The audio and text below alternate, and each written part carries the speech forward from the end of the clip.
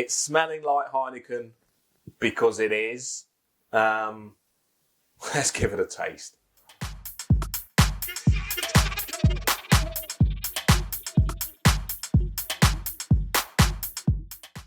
Well, hello there, people. How the devil are we doing? Good? I hope so. I do hope so. I do. Even though it is draft week, it is not a perfect draft keg review. For that, I'm a little bit sad. A little bit sad. A few people have probably said that before, but I am a little bit sad. And I'm even sadder to say, look at that machine. It's off. Year and a half.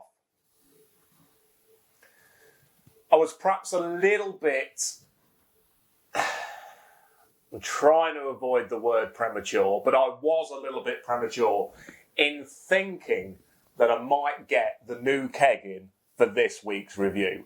It was always going to be unlikely. Normally it is a Wednesday, maybe a Thursday keg release. So to get it actually delivered, put into the PerfectDraft machine, down to chillage, and then for me to review, edit the video, get it released, get it to you guys. It was always a long shot, and that long shot has not occurred. It hasn't materialised. It's not to be. That's the shame, but let's move on. So what I'm reviewing instead is a subcompact torp. As you can see by the thumbnail, it's the very standard, very mainstream, very run-of-the-mill Heineken. Yes, it is. I mean, what else can be said about it? There's not a lot of preamble to this. I do recall going out many a time and having a Heineken back in the day. Then I developed some taste buds. Now, in all fairness, it's a nice, refreshing lager. It is. It's fine.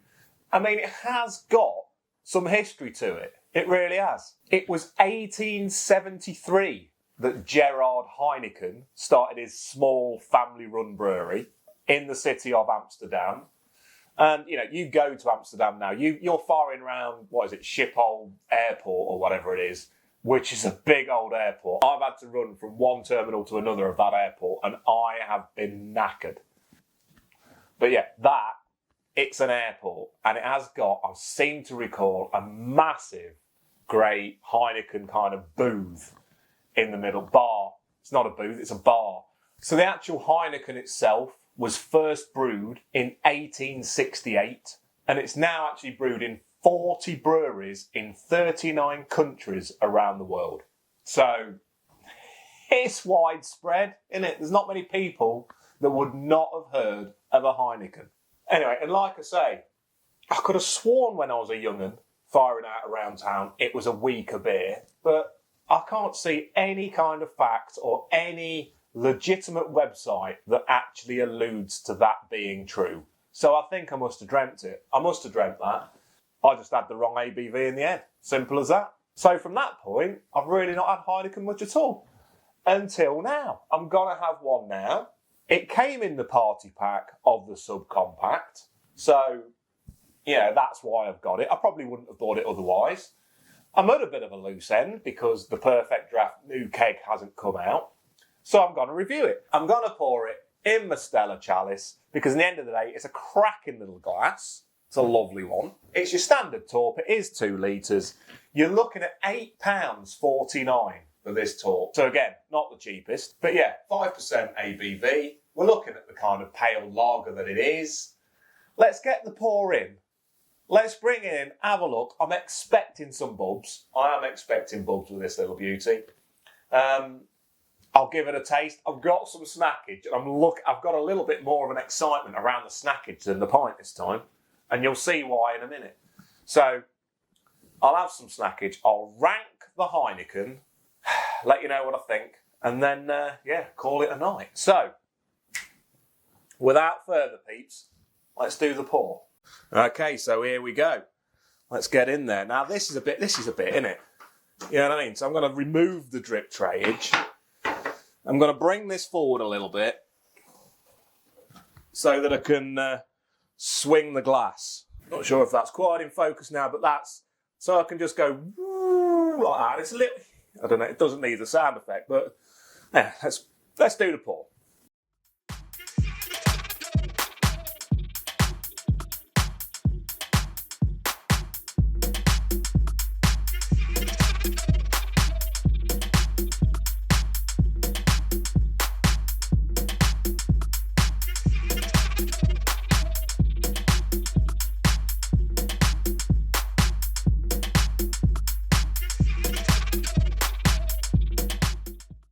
Bring that drip tray in, look. Missed a couple of drips. You know what I mean? If you've got a higher glass like that, it is quite hard to swing it underneath. I'm interested in other people's solutions on that, if you've got any. One chap did comment about sticking a straw in the end of that, which I thought was a little genius of an idea. Yeah, I forgot the reason why he said. There was a good reason behind it as well. Anyway, it seemed like a good idea when he said, let's bring this in. So not a Stella, it is a Heineken, but look at them bobs. Yeah, now, yeah, that's proper Bubbage, isn't it? That's Michael Bubbage. But it's to be expected with that Stella chalice, I'll be honest. And being a Heineken, I would expect it also to be quite lively. Lovely white head. It's smelling like Heineken because it is. Let's give it a taste. So there's no re-topping up of that. There's no re-topping up. That's kept a lovely head. An absolute belter. Yeah. I mean, that's lively. That's as lively as any pint that I've had, to be quite honest. People obsess about bubs. They really do. And you don't need to. If you like the taste of it, get it down you. Anyway, I'm not going to sniff that. I refuse to sniff a Heineken. There's just no need. There's just no need. Right. Cheers, people. Let's have a taste.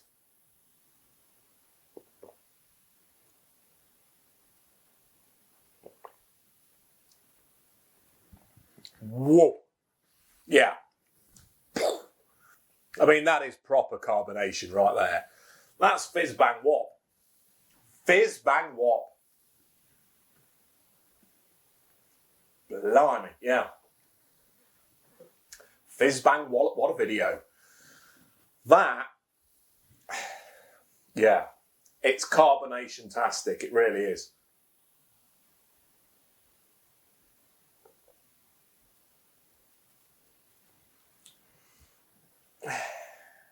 I mean, it's refreshing. Don't get me wrong. It's very cold. It does chill it down to 2 degrees. That's why in my last review I was there going, is it colder? Is it cold? It is. It is colder. It's colder than the Perfect Draft. That's just the way it is. It is colder than the Perfect Draft. And it does feel it. Just that 1 degree. You can feel it's that little bit colder.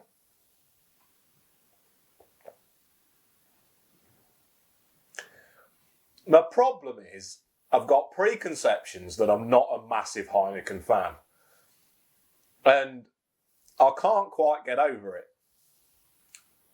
I'm not a massive Heineken fan.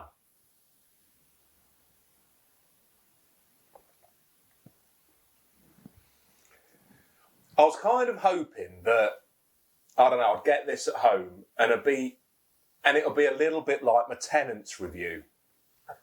Low expectations, and then, wait a minute, I'm at home, it's a nice draft beer. Actually, that's really good. But I think I've had too many quality lagers to tell you that is the case. And I just don't like it much. I'm just not keen. I'm not a fan.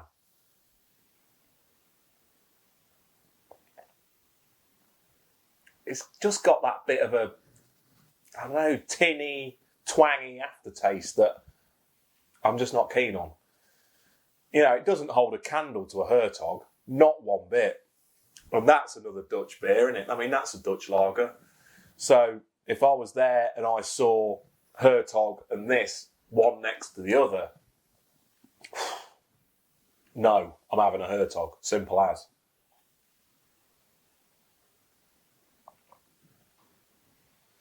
Yeah, I can only liken it to a little bit to the Tenants, I guess, in a way. No, I'm not a fan. It's refreshing enough. It's very carbonated. It's incredibly lively. And the clingage to that glass is pretty good. It's not that it's an awful quality beer. It's just not what I fancy. It's not what I like. I didn't like it much in the pubs, and I don't like it much at home from the subcompact. That's the way it goes.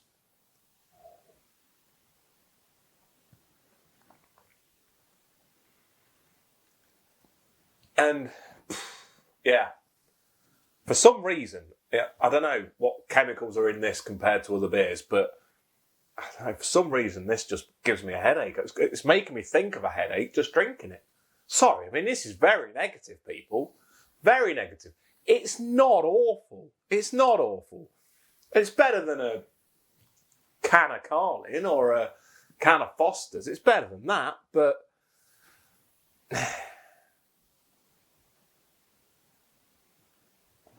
but no, I'm glad. I don't want to put it on the Perfect Draft. And it's not the subcompact's fault. Not one bit, because, you know, what was the last one that I reviewed? What was it? It wasn't that long ago. The Moretti. Oh my word. Yeah? So the Moretti out of that was an absolute belter. And like I said on that review, competed with every good lager that was on the Perfect Draft. This has nothing to do with subcompact versus Perfect Draft. Not one bit. What this is just me not liking Heineken. Yeah. Yeah. Look at that. I've got a La Trappe beer mat, and that's going on that. Never before has there been such a juxtaposition. Juxtaposition? That's cocky. Is it even right? Not sure. I think it is when you've got something out of place next to each other, innit? I think. So I've just had a check. They're both $8.49. That Moretti and that Heineken at $8.49, both of them. I cannot imagine who would buy the Heineken over that Moretti. Night and day. Night and day. Right. I thought, what kind of snackage should I get? And I don't know why I'm excited about it, because I'm kind of really perversely excited, and it's just a weird kind of excitement because I've not had them for such a long time. But I thought, what also don't I really like, but I would have? Hey? And that's a hard snackage criteria to think of. What don't I like, but I will have, and I'll probably have quite a few of them? Yeah. What can that be? So I was watching Match of the Day the other night, and it came in there. Hey,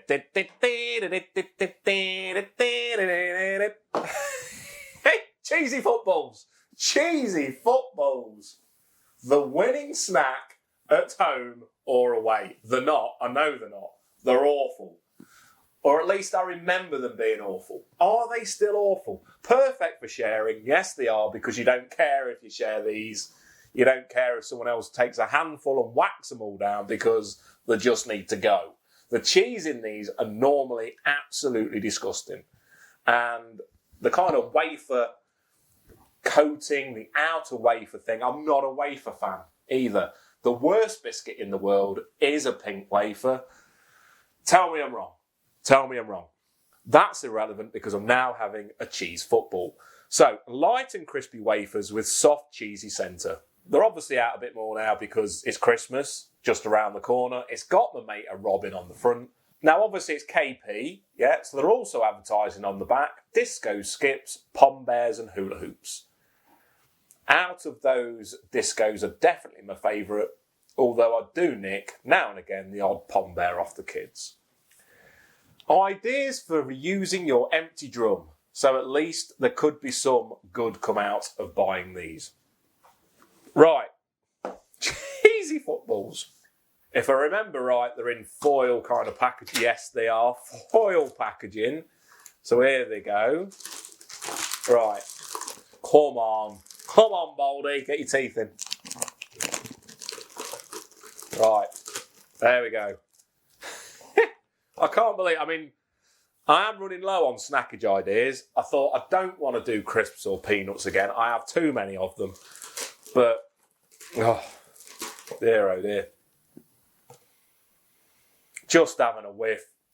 I know they've got the wafer outer, but I can smell the bad cheese coming through. Bad cheese. Right. Let's go for two. Let's go for two. Two cheesy footballs. Popping them in.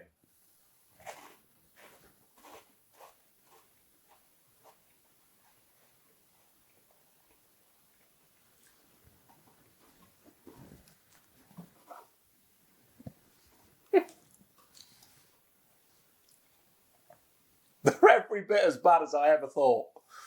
They're every bit as bad as I remember. And yeah, I'm going for more. I'm going in for more. Cheesy footballs.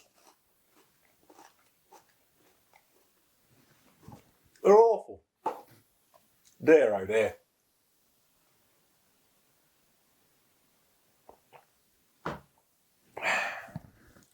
I was right, though.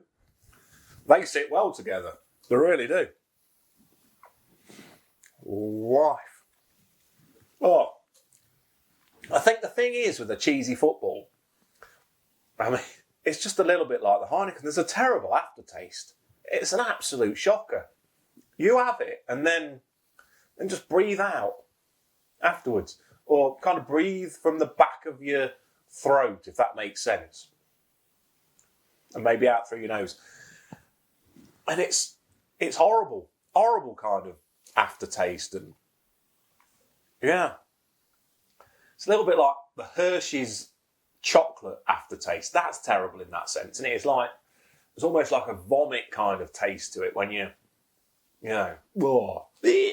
I'm having a few more. This is the thing with them though. They're that bad. They're Moorish in a way. What? Just had 6 cheesy footballs. Oh no, they're bad. They are bad.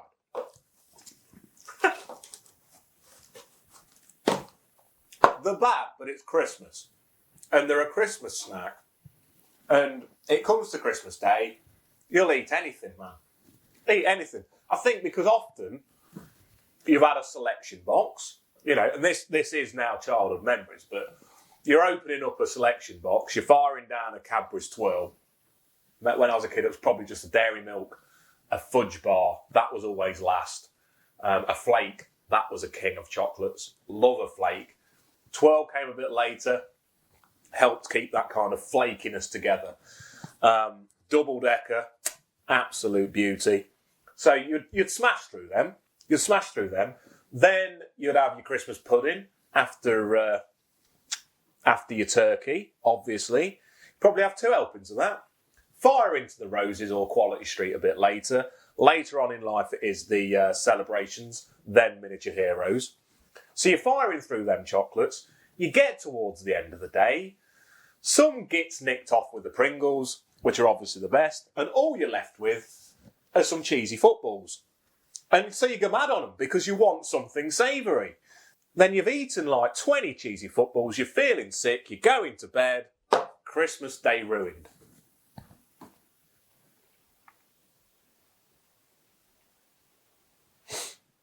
Ruined. Might have a few more.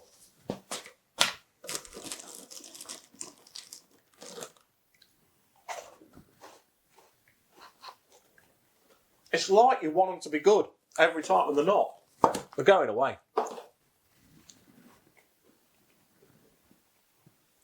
Oh.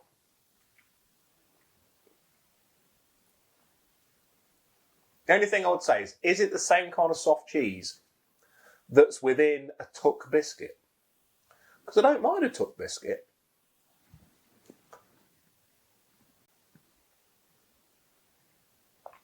Right. Terrible aftertaste. They've both got terrible aftertastes. That's what does me. Right. For the Heineken, I'm giving that, and probably the cheesy footballs, they haven't even helped the Heineken. You know what I mean? Snackage with my reviews often just left it a little bit. They haven't done this time. So apologies to Heineken for that. But I can't give that more than tenants. I think just because I do prefer lager over the, like the wheat beers, white beers, which are not my favourites at all. If you've seen some of my other videos, you know that. I think I'm going to have to give it a 4.5. 4.5.